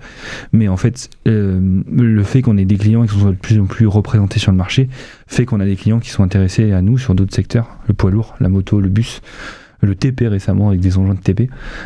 Tu vois, par exemple, on bossait avec Mercedes, ils nous ont mis en contact avec Daimler Trucks. C'est les évolutions qui font que, et du coup l'année prochaine, on veut se focus effectivement sur ces 2-3 pays étrangers qui sont très limitrophes à la France et le poids lourd, parce qu'on a un gros business à faire. Excuse-moi, pourquoi je trouve ça toujours intéressant les stratégies développement international. Pourquoi Belgique, Luxembourg, Suisse et pourquoi pas Espagne, Pologne, par exemple? Parce qu'en fait, ce sont des pays très limitrophes à la France, et encore une fois, avec nos clients actuels, on a des clients qui ont déjà des concessions et des ateliers dans ces pays-là. C'est une stratégie en fait où tes clients t'emmènent avec ça. eux si tu sais répondre à leurs problématiques. C'est ça. En vrai, on l'a déjà un peu fait en Belgique. D'accord, Et du coup, l'idée, c'est de le faire d'accord, de manière un peu plus large. d'accord. Et après, on ira sur d'autres pays, effectivement. Ça permet aussi de se roder sur une croissance internationale, sur des petits pays, entre guillemets, avant d'aller chercher des pays comme l'Espagne, qui sont beaucoup plus gros. La typologie des boîtes que vous regardez pour un potentiel rachat, c'est sur quel type de sujet? C'est hyper large, mais finalement pas tant que ça. C'est toutes les boîtes qui tournent autour du recrutement dans l'automobile, naturellement. Après, on s'interdit pas de aussi potentiellement, tu vois, on a le projet de monter une école de mécanique pour former nos techniciens aux véhicules électriques, aux véhicules hybrides, et aussi les faire monter en compétences. On s'interdit pas de racheter une école de mécanique. Donc voilà, c'est un peu les idées, les projets. Il y en aura d'autres, parce que l'évolution de la boîte fait que ça ne s'arrête jamais. Mais voilà, moi j'aimerais bien aussi, tu vois, par exemple, on fait quand même de plus en plus d'événementiels et de sport auto. Pourquoi pas racheter une petite boîte qui donne des cours de pilotage, puisque le week-end, où est-ce que sont les mécanos et les clients? Ils sont sur piste en train de rouler avec leur bagnole et en train de prendre des cours. Donc voilà, on a plein d'idées. Après, tu as plein d'idées au début. Après, il faut les mettre en place. Et puis après, il faut faire des choix. Tu peux pas tout faire Faire d'un des choix, coup, ouais. Puis c'est encore c'est des trucs que j'ai en tête, mais j'ai jamais fait. Donc je vais voir comment ça se passe et ça va être encore un bel apprentissage, je pense. On va parler de la vie d'après. Alors normalement, dans le cash out, t'as revendu. Donc il y a un moment où tu pars de la boîte dans laquelle tu étais, que t'as créé. Là, c'est pas ton cas. T'es reparti pour un moment, mais on va quand même parler de la vie d'après. Juste avant ça, pendant qu'on préparait l'échange, je me suis mis des guillemets, des quotes avec un verbatim de ta part qui est « tu signes avec ton sang ». Je ne sais plus exactement comment on en arrive à ça, mais je l'ai noté. Si toi tu sais à quoi je fais référence, je veux bien que tu le partages. Je pense que je faisais référence au LBO et à l'aventure en général. C'est qu'en fait, quand tu es entrepreneur, effectivement, tu signes avec ton sang, tu signes un pacte avec des invests qui, je t'ai dit une autre phrase qui t'a marqué, c'est qu'en fait, t'as beaucoup de négos qui se font pendant le LBO, pendant la négo avec les banques d'affaires, les avocats, etc. Quand tu closes, toi, t'es au volant. Et les invests, ils sont assis à l'arrière, ceinture, bretelle, parachute, et ils espèrent que tu les emmènes dans la bonne direction. Ils vont te donner des conseils, ils vont essayer de t'aiguiller, etc. Mais la personne qui conduit, c'est toi. Et du coup, tu signes avec ton sang un truc où tu dois les emmener sur une strate, et tu dois... Pour moi, c'est une responsabilité pour mes invests, pour mes équipes. Au-delà de JM qui a monté cette boîte, j'ai des équipes, j'ai des investisseurs, j'ai des freelances, j'ai des clients qui comptent sur moi. Et du coup, j'ai signé avec mon sang pour leur délivrer le meilleur de moi-même et donner le max pour faire décoller cette putain de boîte, tu vois. Des fois, quand tu conduis, ça t'énerve qu'on te dise va à gauche, va à droite. J'ai pensé à ça quand t'as raconté ça. Je me suis vu là, comme ça, en train de conduire avec ma femme à côté et de me faire plein de commentaires sur comment je conduis et tout. Après, tu peux acheter une limousine, c'est pas avec facile, la vitre qui se ferme. c'est très dur pour les nerfs. Hein. C'est très très dur pour les nerfs. Tu roules en une limousine avec une vitre qui se ferme, c'est bon. Ou une caisse qui fait un peu du bruit, tu vois. Bah, moi, tu vois, quand je m'énerve un peu, je lui file le volant. Tu vois. Mais tu peux pas le faire là avec les fours. Non, t'es obligé de. Mais tu vois, c'est un peu l'image. Je trouve que et ça rejoint bien le truc où tu signes avec ton sang. Tu signes un pacte et des objectifs et tu fais le max pour les délivrer. Moi, je fais le max pour à peu près tenir les timings. Ouais. On va donc parler de la vie d'après avec Bring Back the Techno. C'est violent, je te préviens. Il faut la démarrer. Orjan Nielsen, c'est ça? Ouais, non, c'est Armin van Buren, mais par contre, il faut la démarrer à un certain moment. Je sais pas si tu veux refaire. Dis-moi quand. Je t'avais noté, je crois, le temps. Parce que sinon, elle est très longue à démarrer. En fait, il y a une montée d'instru. Je l'arrête. Je l'ai écouté un nombre de fois pendant le closing, celle-là. Enfin, pendant le LBO. Ok, à partir de 1h45, attention, je suis pas dans le bon, bouge pas. Hop, tac. 1h45, est-ce que vous êtes prêts?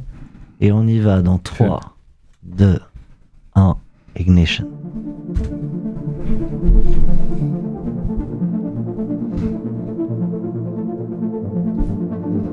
Ça, c'est la musique qui m'a accompagné, je pense, dans toutes les relectures de doc, toute la partie audit, où je mangeais des Excel avec 200 questions. T'as mis ton casque et... Ouais, je mangeais 200 questions par jour par Excel avec des questions hyper précises. Sur des docs que t'as signé il y a 8 ans. Une dépense de 47,30€ en 2016. Audit, quoi. Et j'adore ce son. Et il y a des fois où tu réponds, j'en ai aucune idée, je sais plus. Non, 47 t'as pas le droit. €, tu peux pas. Faut trouver.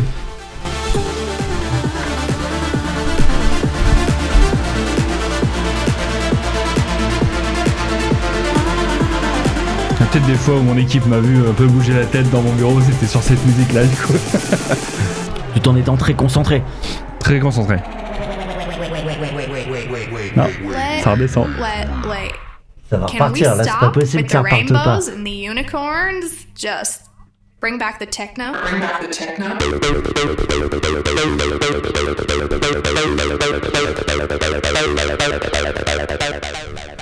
Très bon ça, chef. C'est très bon ça. Ouais, En fait, c'est. Je sais pas pourquoi, mais j'arrive à être ultra focus sur des mix d'Armin van Buren à Tomorrowland. Je n'ai aucune explication plausible. Ah, je comprends.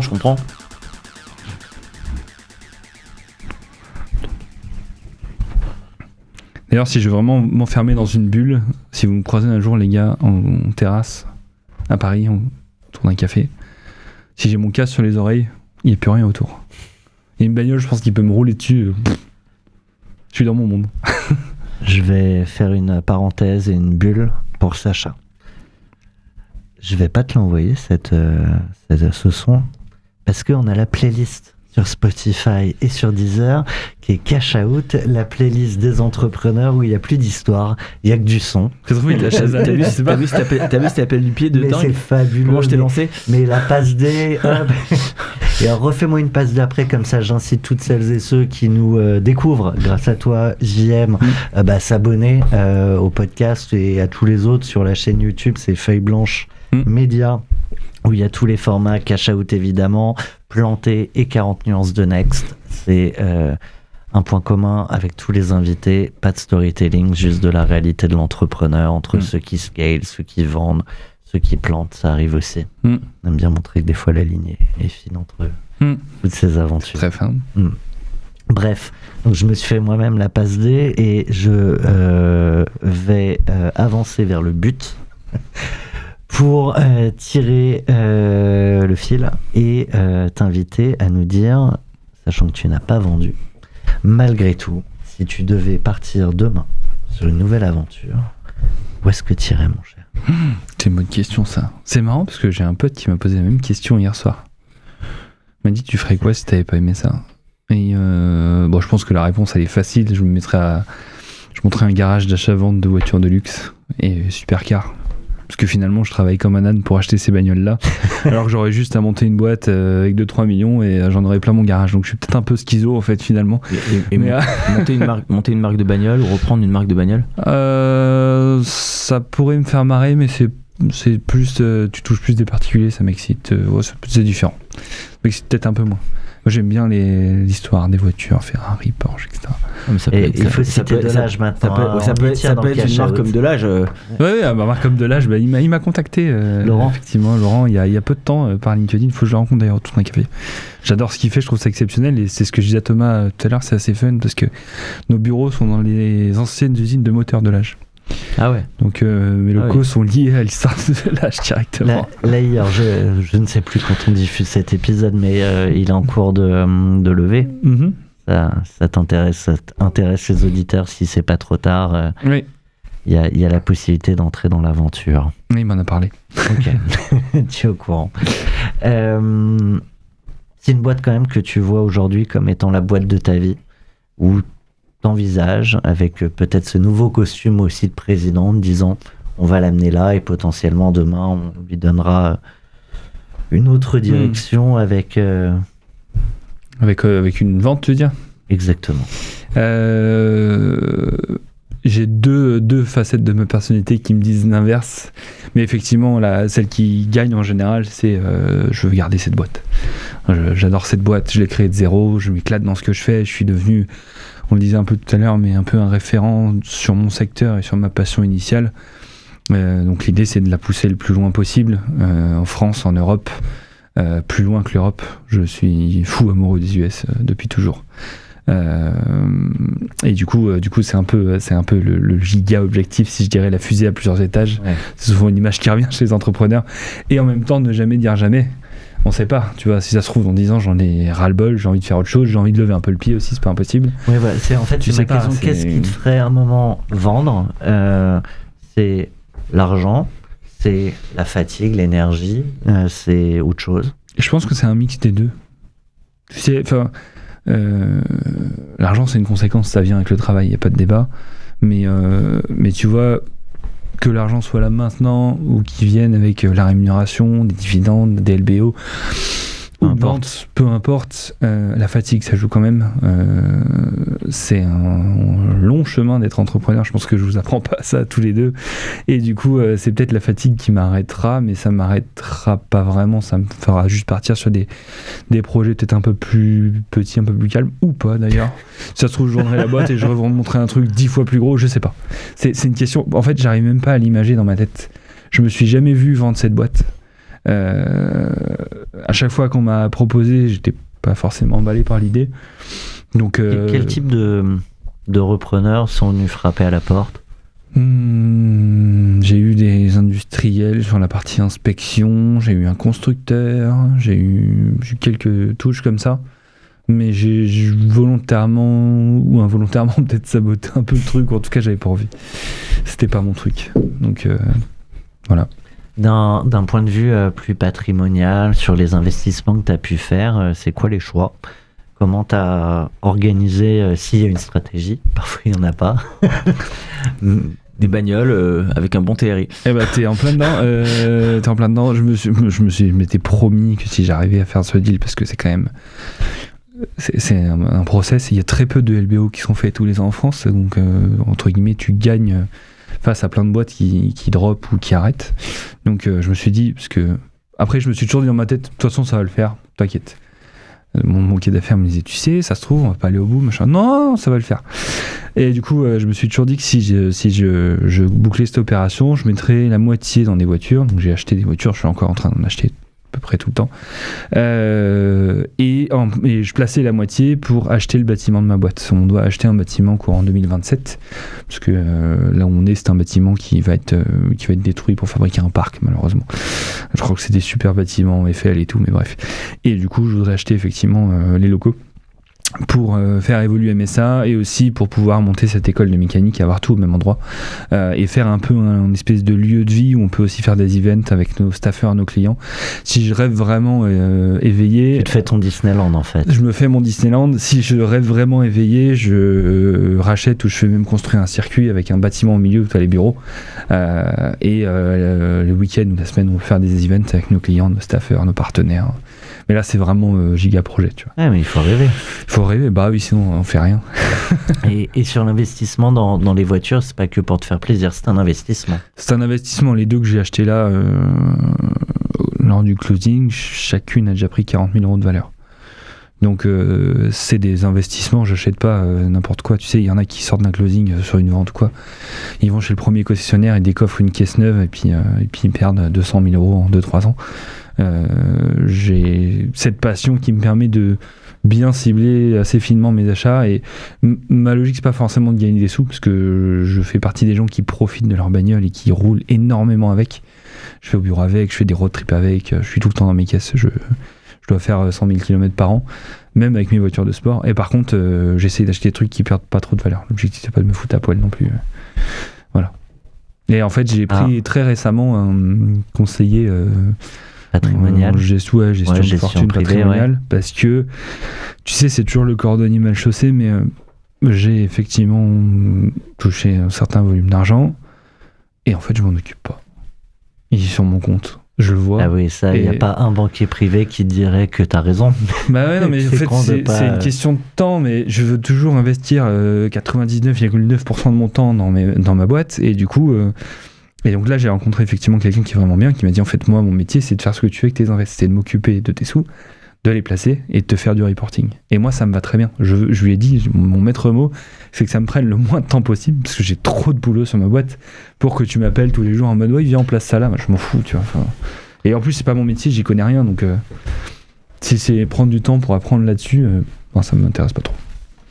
On va te laisser repasser du temps dans ta boîte, mais avant de nous quitter, mon cher, tu as choisi une dernière musique Ouais. pour nous dire comment tu as fait la fiesta, si c'est le cas. Et on part avec GTA San Andreas Theme Song. Ouais. Bref, encore un jeu. Encore un jeu, ouais. Tous mes potes me disent, ta vie c'est GTA, je trouve que ça correspondait bien. Et la fiesta, c'était quoi? J'ai pas fait une grosse fiesta. Je suis parti, ouais, j'étais avec mon meilleur pote, on est parti. Finalement. On est parti à Mykonos et on s'est fait le concert de Steve Aoki, un de mes deuxièmes artistes préférés. Quand je dois être focus, un petit Tomorrowland, Steve Aoki, c'est toujours sympa. Et du coup, on a fait le concert, on est rentré à 6 du mat. Ça m'était pas arrivé depuis des années, puisque D'habitude, c'est l'heure où tu te lèves. J'ai une autodiscipline extrême liée à mon taf. Je me couche rarement après 22h et je me lève rarement après 6h30. Donc sortir le week-end, c'est no way. Enfin voilà, il y a toute une discipline pour en tout cas, c'est ce que je pense, pour que ça fonctionne. Dans pas longtemps, on va faire la soirée feuille blanche avec tous les invités de tous les médias. Tu accepteras de te coucher après 22h? Ouais, si c'est exceptionnellement, okay. je peux faire un petit écart. Et ben nous, le dernier écart, c'est en musique avec GTA San Andreas. Je sais pas si on pourra parler pendant. Alors déjà, je vais commencer par te remercier. Merci de m'avoir invité. Merci à vous. Merci beaucoup, c'était super. Est-ce que tu as quelque chose que tu voulais dire, que tu n'as pas pu dire, et où cette nuit tu vas te réveiller merde en disant mais... Non, je pense que c'est intéressant de raconter aussi le LBO, le process, la structure et la face fun et la face cachée. En général, les gens voient que la face fun. Quand je raconte l'histoire à des proches, des potes, même des clients, ils me disent ah ouais putain, c'est quand même une sacrée aventure et c'est un vrai roller coaster émotionnel. Et c'est un truc que tu vis avec toi-même et il faut se driver, il faut se tirer vers le haut encore plus que d'habitude dans ces moments-là. Et du coup, je pense que c'est plus un message que je voudrais passer à des gens qui vont se lancer là-dedans. Accrochez-vous, ça va bien se passer. Attachez vos ceintures. Mais c'est sportif, ne vous relâchez pas. Ça va décoiffer. Voilà. C'était un plaisir de passer ce moment ensemble. Plaisir partagé. Sacha, on se revoit très vite. Dès demain. Très vite. Allez, merci à tous et toutes d'avoir été là jusqu'au bout, comme je crois à peu près à chaque fois. On y va.